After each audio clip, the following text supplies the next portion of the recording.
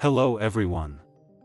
In this video, I'll be walking you through how I created this VFX shot using Blender. It's a scene I originally worked on a year ago, but I've revisited it and made some updates.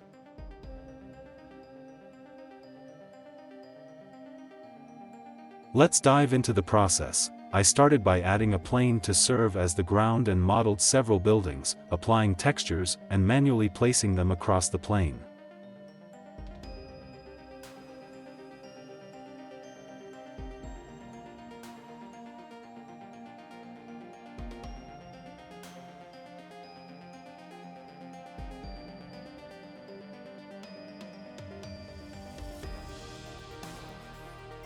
For lighting, I used an HDRI.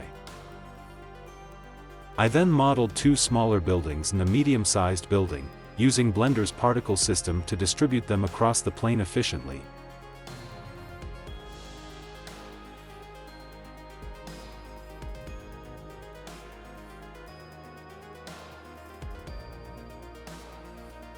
To create the bridge, I added 3 Bezier curves.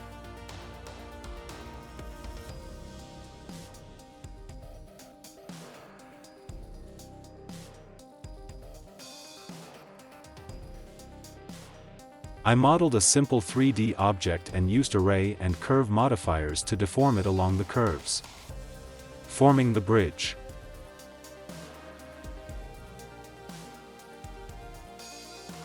For the pillars, I followed a similar method, ensuring they lined up with the bridge's shape. For the volumetric effects, I added 2 boxes with volumetric shaders, one to simulate clouds and the other for dust. These elements help to give the scene a sense of atmosphere and depth, adding realism to the environment. Next, I moved on to modeling the train. I created one train compartment.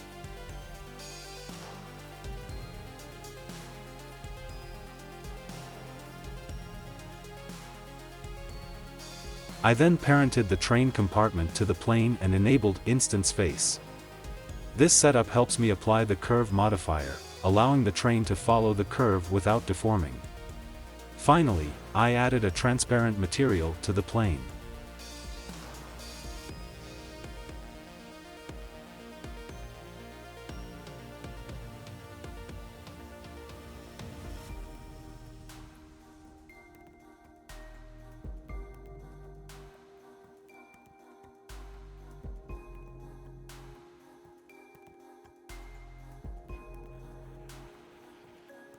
Let's talk about the creature design. I started by modeling a simple solid mesh and added an array modifier to duplicate parts of the body.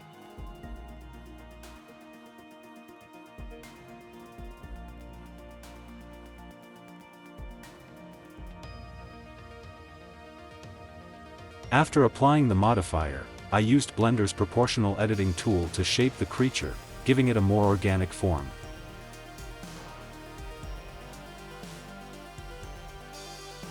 The head and tail were modeled separately and then attached to the main body.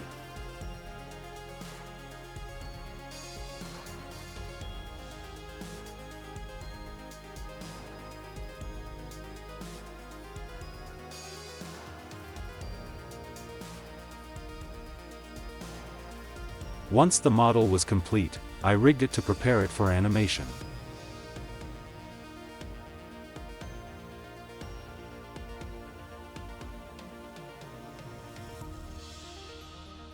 Regarding the character rigging, I added multiple IK constraints to the bones and used several empties to control them.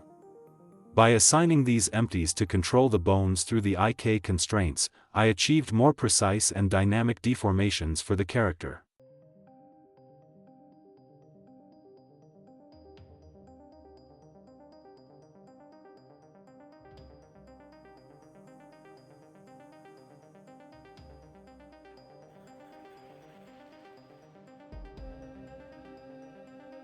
For the final touches, I added the main building with a laser light effect and included a mist pass to enhance the scene's atmosphere. I found a free video clip of a character that I used as a foreground element.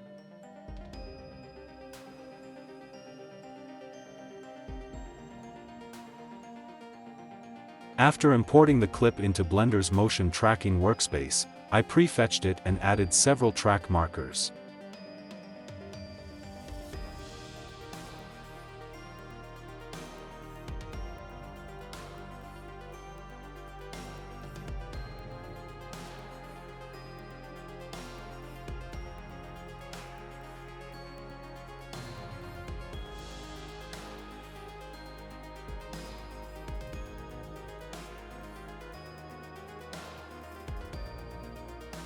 I tracked the clip forward.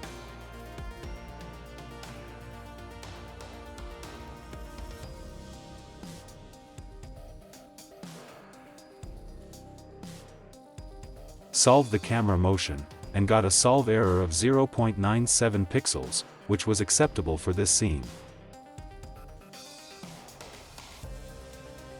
To extract the character from the video, I used Blender's masking tool. By using a track marker to guide the mask, I was able to speed up the rotoscoping process. After completing the mask, I rendered the clip as a PNG image sequence with an alpha channel. If you want a full tutorial on rotoscoping in Blender, let me know in the comments.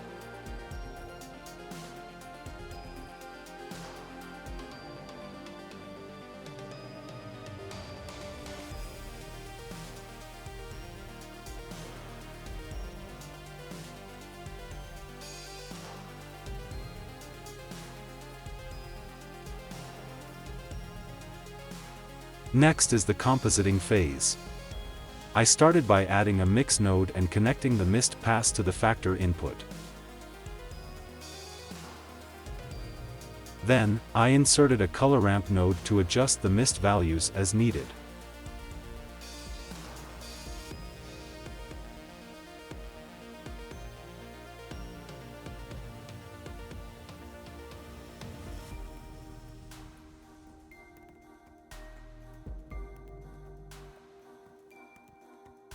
I added an image sequence node to load the image sequence and used two transform nodes, one for the image and one for the alpha channel.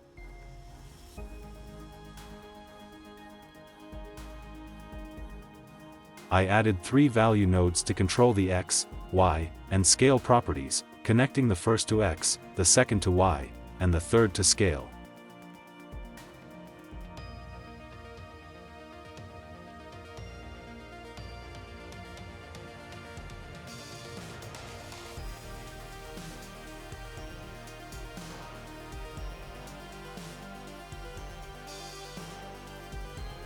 I renamed them accordingly for better clarity.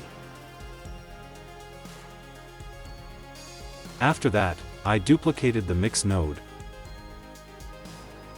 connected the first transform node to image 2, and the second transform node to the factor input.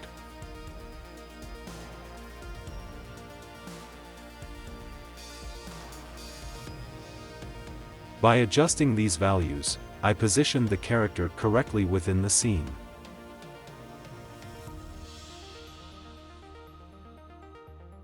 Next, I adjusted the image's colors by inserting a hue saturation value node, reducing the saturation to 0.7 and increasing the value to 1.2.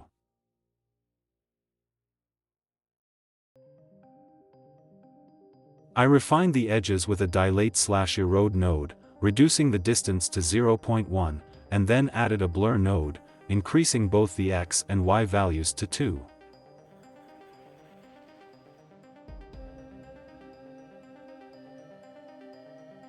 For the glow effect, I inserted a glare node, set it to fog glow, and increased the size to 9. To adjust the color balance, I added a color balance node, shifting the midtones toward blue and the highlights toward yellow.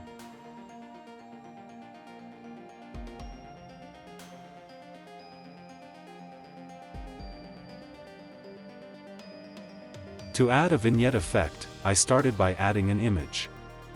I then inserted a transform node to rotate the image as needed.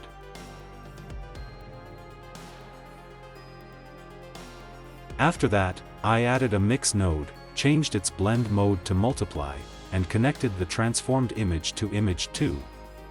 I reduced the factor to 0.2, creating a subtle vignette effect to enhance the scene's focus.